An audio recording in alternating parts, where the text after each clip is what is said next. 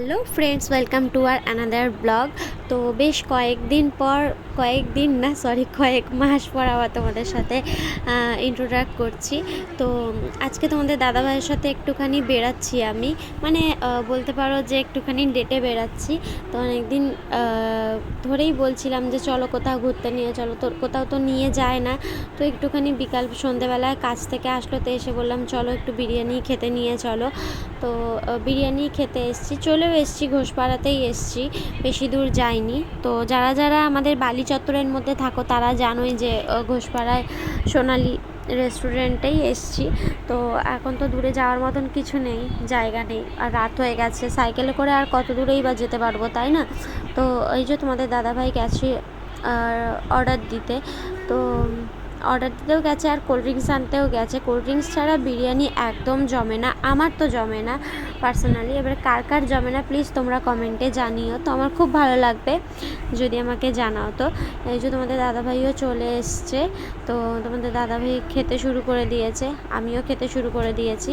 তো এই সোনালির বিরিয়ানিটা না আমার বেশ ভালোই লাগে। আগে কোয়ান্টিটিটা একটু বেশি দিত, এখন এবারে দেখলাম কোয়ান্টিটিটা কম দিচ্ছে। এটা নিয়ে আমি সেকেন্ড টাইম গেলাম সোনালিতে। ফার্স্ট টাইম গেছিলাম তোমার দাদাভাইয়ের সাথে বিয়ের পরে ভ্যালেন্টাইন্স ডের দিনকার, তো আমাকে নিয়ে গেছিলো খাওয়ানোর জন্যে।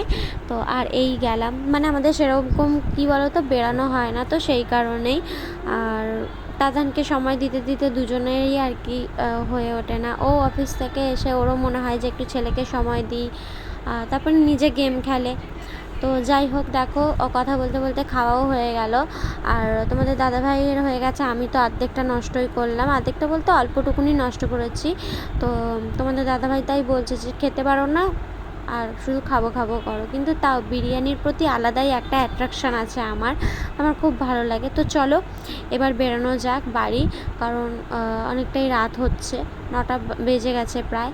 তো বেরিয়ে যে তোমাদের দাদাভাই বিল পেমেন্ট করতে গেল, তো বিল পেমেন্ট করা হয়ে গেছে। তো আমরা এবারে যাব রাজচন্দ্রপুর ফল কেনার জন্যে, তারপরে দিয়ে বাড়ি চলে যাব।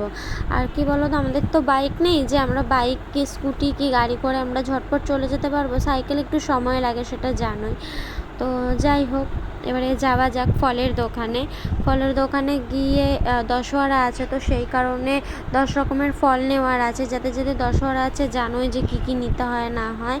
তো দশহরা আছে তো ফল নিয়ে নিলাম। আর আমাদের খাবারও রান্না হয় না দশহরার দিনকার, চিড়ে দই মানে ফল জিনিস জাতীয় এসবই খেতে হয়। তো ঝটপট করে চলো কিনে নিই। তোমাদের দাদাভাই এই যে দাঁড়িয়ে আছে, মুখে বলবেই না কোনো মতেই যে একটু তাড়াতাড়ি দিতে। আমি বলছি তাড়াতাড়ি চলো বাড়িতে, কালার্সে একটা শো দেখবো।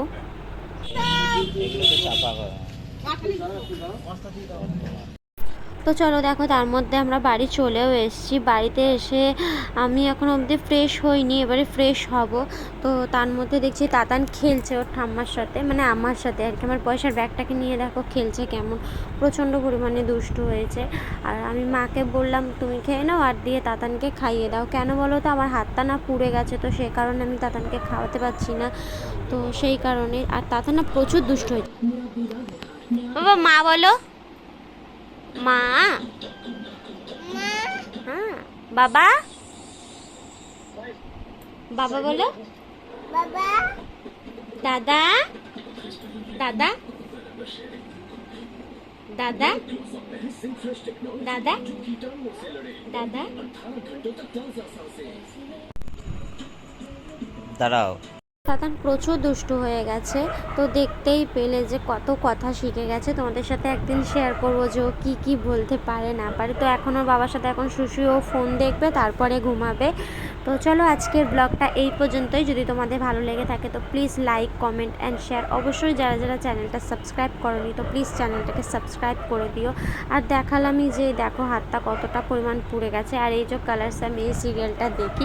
তো চলো আজকের মতন টাটা সবাইকে, গুড নাইট।